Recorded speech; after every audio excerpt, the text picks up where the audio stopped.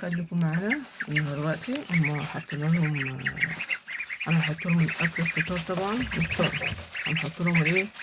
الخلطه اللي احنا عاملينها، بطاطس وتشيشه وباجي. برضو مش هنقطعوا عنهم الباجي. بصوا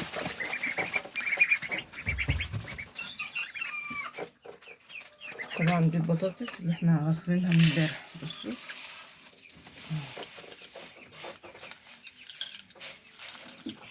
ده عيش وباجي. بصوا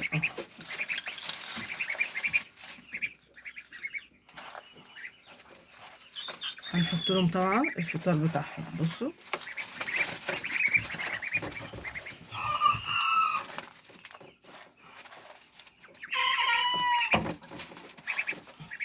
بصوا هياكلوا. بصوا مستغربينه بس الاول ده مش سمك، فاكرينه سمك. بصوا خلطة بس برضه هياكلوه. بصوا بياكلوا البطاطس ازاي، عشان محدش يقول للمرر احنا مش بنأكلوه اكل البيت واكل مش عارف. لا، اكل البيت اهو يعتبر اكل البيت، بس اكل البيت نضيف. اهو شايفين.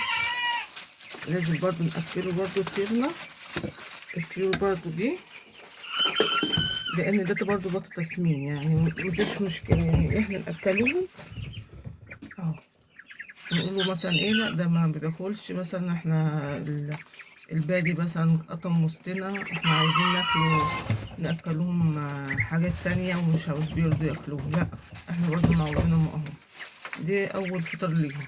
بصوا اهو هما بياكلوا جعانين، هياكلوا تاني نفس الحكاية برضه، هيجوعوا هياكلوا. بصوا بس. وهنحط برضه للهجين برضه، هنشوفوا برضه بياكلوا ولا لا. خليكم معانا. وطبعا برضه دول فراخ اللي هو الايه،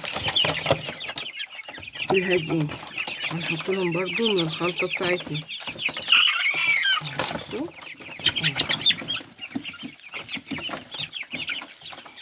طول ما الطير عندك جعان ياكل اي حاجة. شايفين برضه هنحط لهم اهو